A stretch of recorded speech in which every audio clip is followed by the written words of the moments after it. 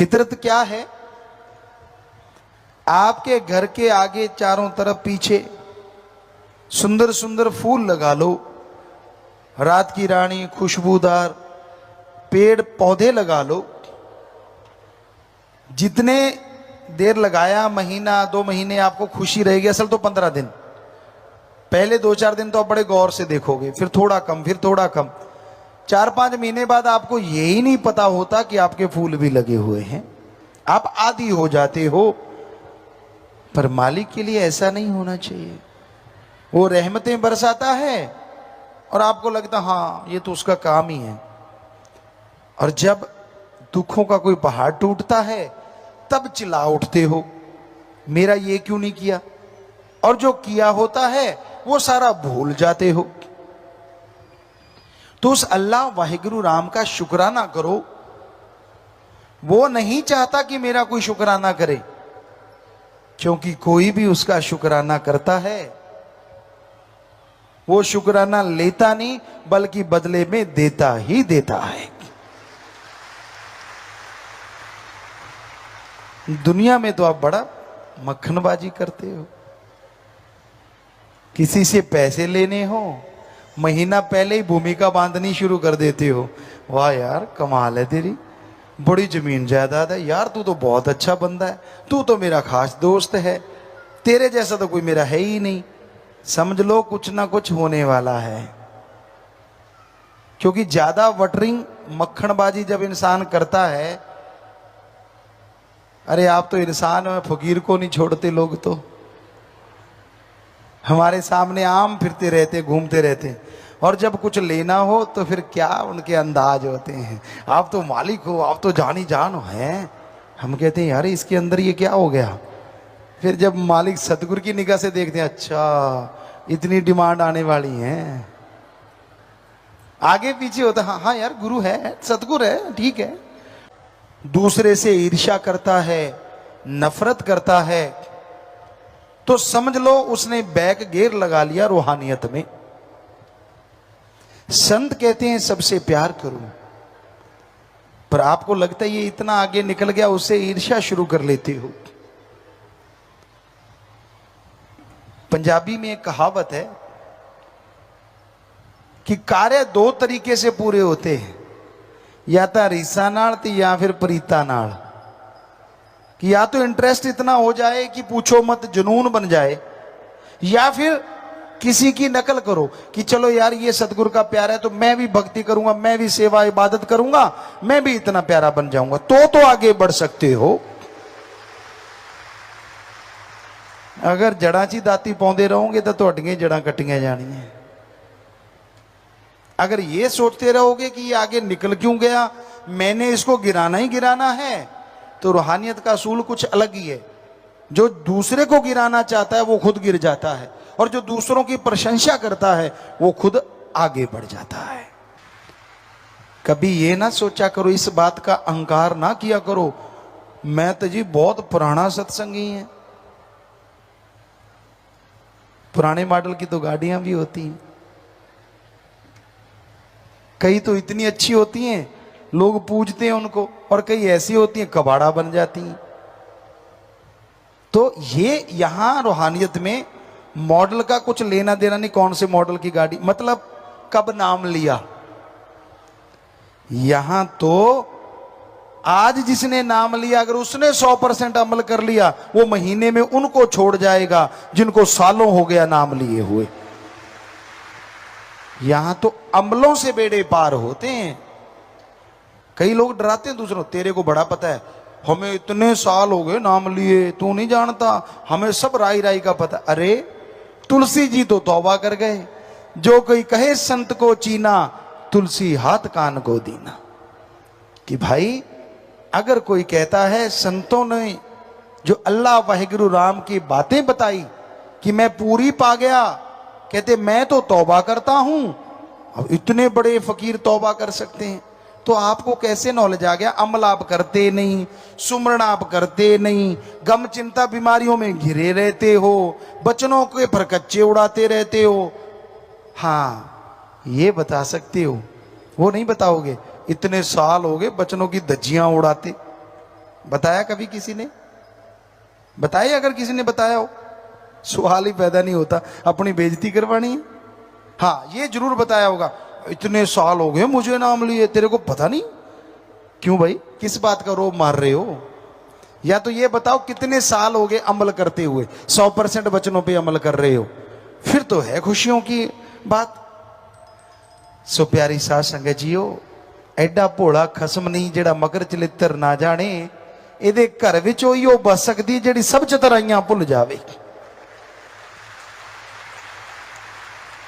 एडा भोला खसम नहीं, गुरु साहबानों ने खसम कहा है वाहिगुरु को, और वाकई खसम के लायक ही नहीं है कोई। खसम हमने जो मीनिंग्स निकाला, हर दिल को जो खस्ता कर दे, दूसरे शब्दों में हर दिल को जो खुश कर दे। और कई माता बहना अपने पति को, हस्बैंड को खसम कह देते हैं। आप लोग भी सोचते हो खसम वही होता है जो पति होता है, असल में तो भगवान है खसम, जो हर दिल को खस्ता कर दे, वो भगवान है। आपकी कौन सी रुचि है, क्या खाते हो, क्या पहनते हो, उसको सबका पता है, और वो सबकी इच्छाएं पूरी करता रहता है जो उसे मानता है। इसलिए गुरु साहबानों ने वाहिगुरु राम को ही खसम कहा, उनकी महिला बने। तो सच्चाई तो सच्चाई है, हर धर्म में ये देखा गया, सूफियत में, रूहानियत में, संत पीर फकीर अपनी रूह मान के भगवान को अपना पति परमेश्वर माना। तो वो ऐसा है जो पल पल की जानता है, इसलिए उसको मक्खनबाजी से तो प्रभावित किया नहीं जा सकता। हम आपको डंके की चोट पे कहते हैं, बारी दिखावे जितने मर्जी करते रहो, जितने मर्जी भेष धार लो, जितने मर्जी हेंकड़ियां जमाते रहो, अमल कर लो तो हो सकता है 15-20 दिन में, ना करो तो चाहे सारी उम्र गुजर जाए तो भी उसके नूरी स्वरूप के दर्शन नहीं कर पाओगे। बिन अमलों के आलमा इल्म निकम्मे सारे, तू कोई अमल कमाला रे, अगर जश लेने मालिक द्वारे, अगर जश लेने सतगुरु द्वारे। गुरु को मानते हो तो अच्छी बात, पर गुरु की भी मानो, यानी उसकी बात भी मानो, फिर देखो अगर नजारे ना आए। क्योंकि गुरु नहीं कहता कि मुझे 100 दे जाओ, 500 दे जाओ, 1000 लाख करोड़ दे जाओ। वो क्या कहता है, इस जन्म में ये 2 काम करो, एक नाम जपो और प्रेम करो, किसी जीव का दिल ना दुखाना कभी, मौत याद रखो, मालिक से डरो। इतना ही काफी अगर मान लो तो। कई बार आप कह देते हो, अभी 47 नियम सुने होंगे आपने रूहानी जाम पीने के टाइम, जब गुरुमंत्र लेते हो 3 नियम तब दिए जाते हैं कि ये करना नहीं। आप कहते हो जी इतने नहीं मेरे से माने जाते, चलो फिर एक मान लो।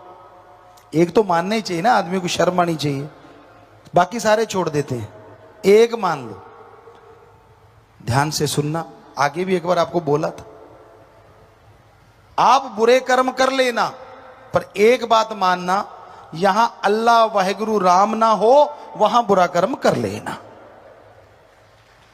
एक ही बात है बस, बाकी ना करो।